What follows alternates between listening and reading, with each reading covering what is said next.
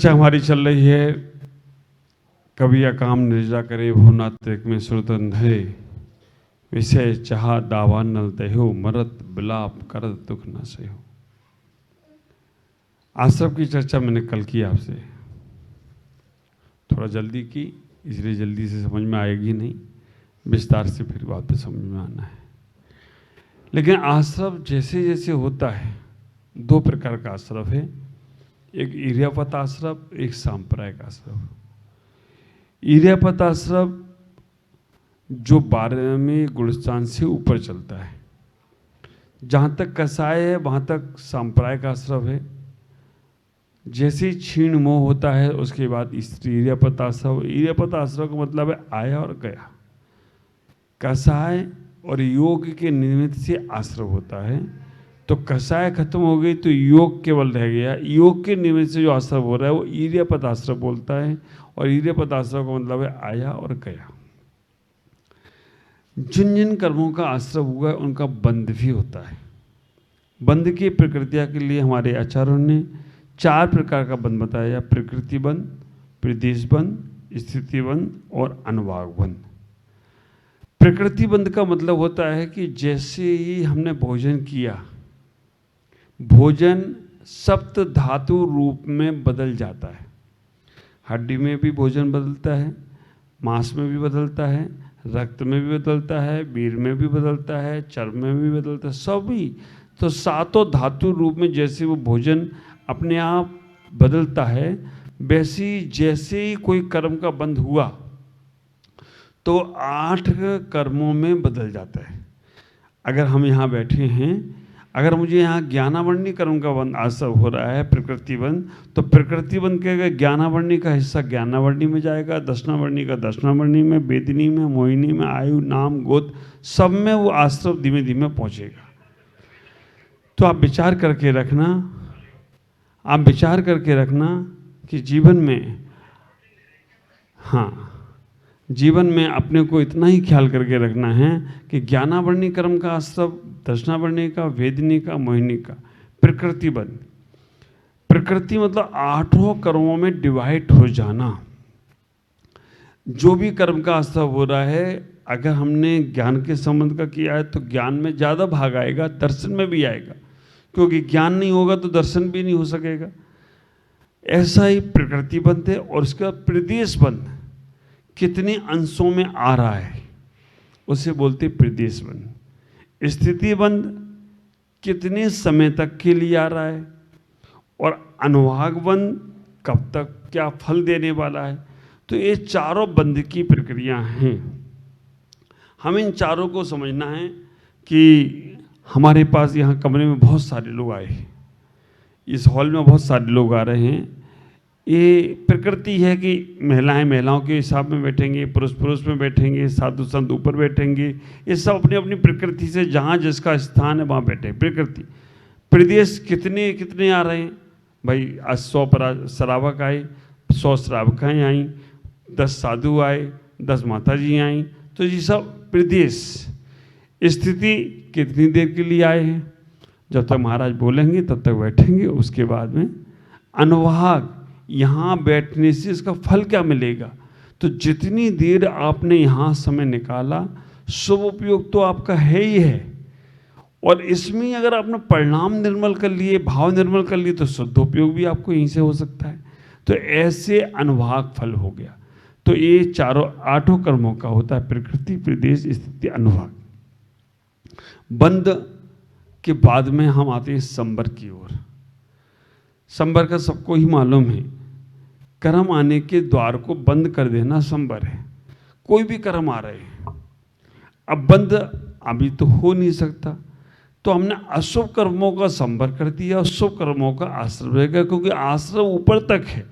हम संबर करेंगे तो अशुभ कर्मों का करेंगे, अशुभ कर्म को रोकेंगे, और शुभ कर्मों का आश्रय चालू रहेगा।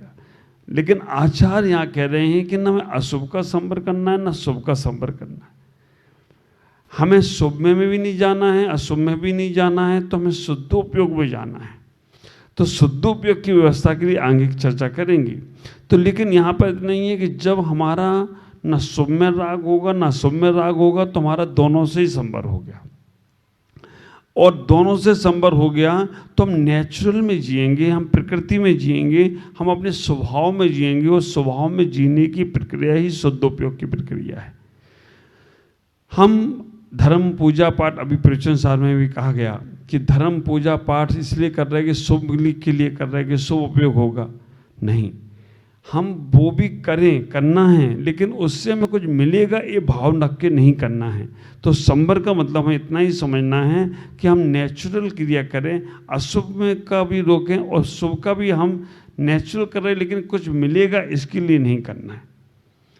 क्योंकि जहाँ कुछ पाने की चाह है वो संसार है, और जहाँ पाने की चाह नहीं है, जो है सो है, तो समझ लेना वो संसार से निकलने की प्रक्रिया है। संबर के बाद आ गई निर्जरा, जो मूल तत्व था, हमें वहां तक आपको लाना था। निर्जरा में हम यहाँ पर समझेंगे निर्जरा, अकाम निर्जरा और सकाम निर्जरा। अकाम निर्जरा है जो बिना लक्ष्य के कोई भी कार्य कर रहे हैं, धर्म के कार्य, अच्छे कार्य, पूजा के कार्य, फिर सब कार्य, तो वो सब तुम्हारे अकाम निर्जरा में कारण बनेंगे।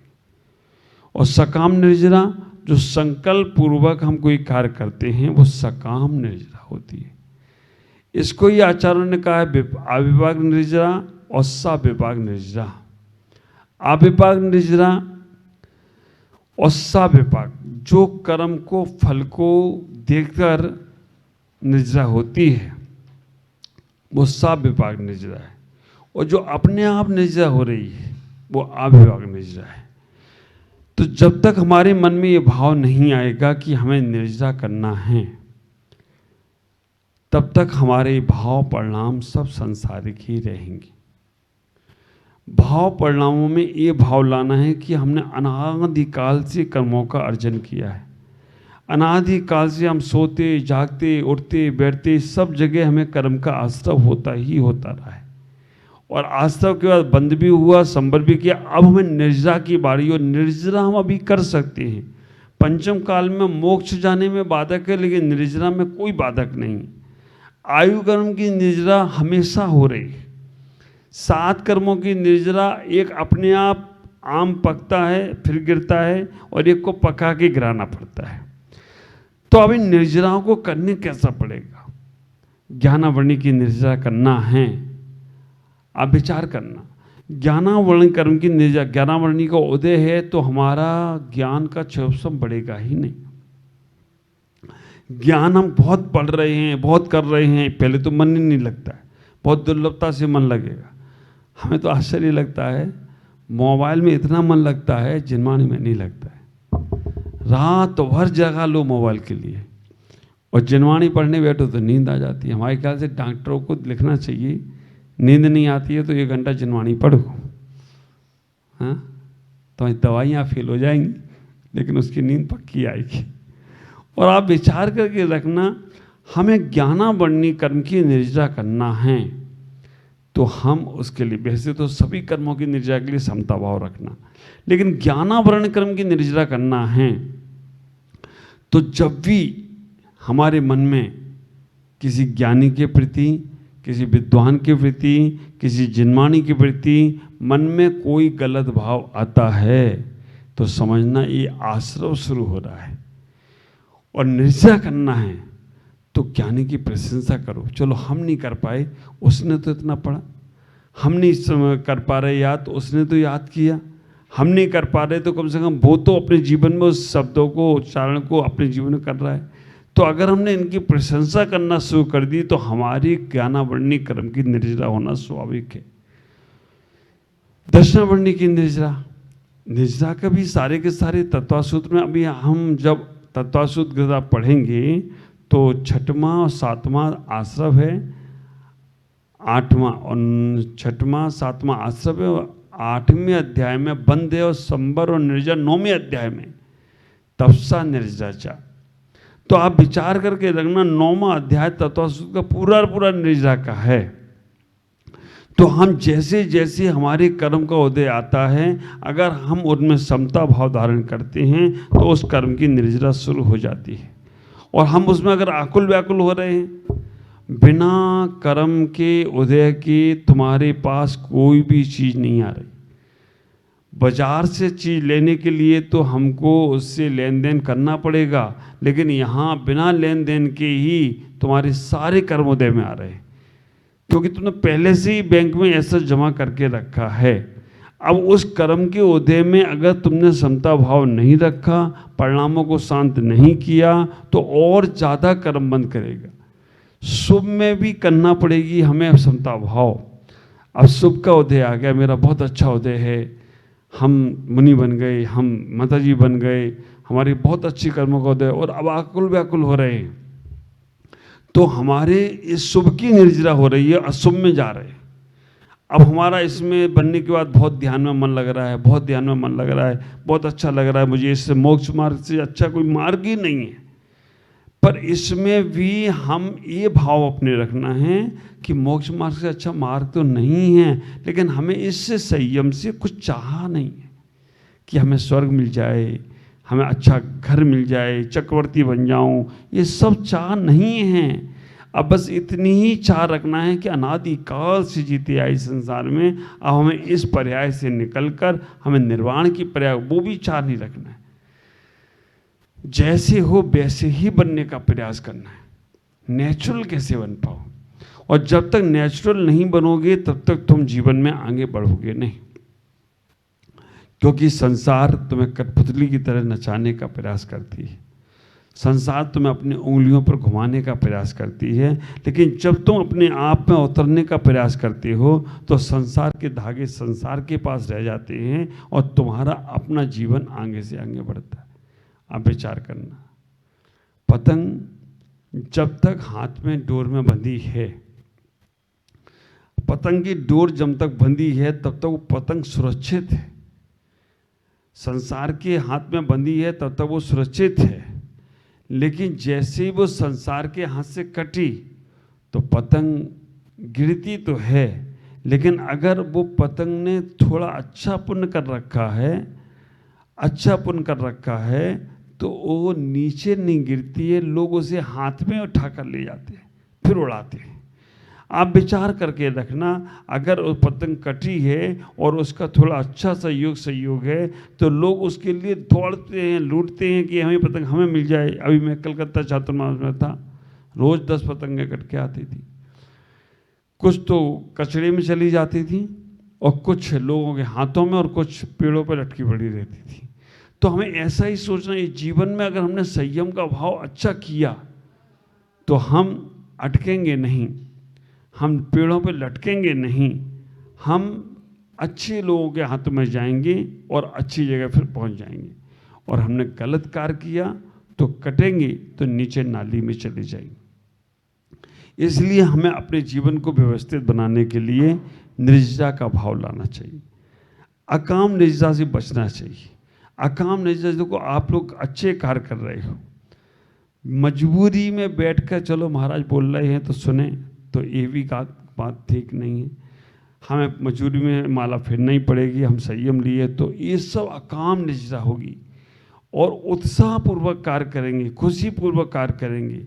मैं आपसे कहता हूँ कि भोजन की निंदा करते हुए भोजन करना से बीमारियां बढ़ती हैं, और भोजन की प्रशंसा करते हुए आज चलो अमृत मिल गया, प्रशंसा करते हुए भोजन करने से शरीर में जो भोजन जाता है वो औषधि का कार्य करता है। हम जो संयम का पालन कर रहे हैं, साधना का पालन कर रहे हैं, मजबूरी में दिखावे के लिए करना पड़ रहा है क्योंकि अब हम बन गए हैं। तो आप विचार करके रखना, अकाम निर्जरा के अलावा कुछ भी नहीं हो रहा है। मंदिर नहीं जाएंगे तो समाज वाले क्या बोलेंगे, है ना, अभिषेक नहीं करेंगे तो हमारे घर वाले क्या बोलेंगे, इसलिए कर रहे हो तो वो अकाम निर्जरा में कारण है। और अगर उसमें क्या अरे सौभाग्य मिल गया है, ऐसा पुण्य द्वारा नहीं आएगा, सौभाग्य नहीं मिलेगा, तो आपका वो सकाम निर्जरा होगी। और सकाम निर्जरा, तपसा निर्जरा, निर्जरा के बहुत सारे भेद हैं। 9वें अध्याय में सारा का सारा निर्जरा के संबंध में ही चर्चा की आचार्य उमा स्वामी ने। तो हमें इतना ही विचार करके रखना, जैसी हमारी सकाम निर्जरा शुरू हो गई और सकाम निर्जरा समता से ही होगी। विचार करना, तामस एक शब्द है, तामस, तामस परिणाम हैं तब तक तुम्हारी निर्जरा नहीं होगी। और तामस का उल्टा करो, समता। तामस, समता। तो तामस भाव को अगर तुमने उल्टा कर दिया, समता भाव आ गया, तो हर चीज में निर्जरा होगी। मेरे तो आचार्य इतने भोले हैं और इतना अच्छा कहते हैं कि तुम्हारे पाप से भी तुम्हारी निर्जरा होगी। उनने वो भी कला सिखा दी है कि अगर आपके ऊपर कोई उपसर्ग कर रहा है और पाप का उदय है और उस वक्त तुमने परिणामों को निर्मल कर लिया, शांत कर लिया, तो उपसर्ग में भी तुम्हारी निर्जरा और सबसे ज़्यादा निर्जरा होगी। और उपसर्ग में आप आकुल व्याकुल हो गए तो स्थिति मालूम है आपको।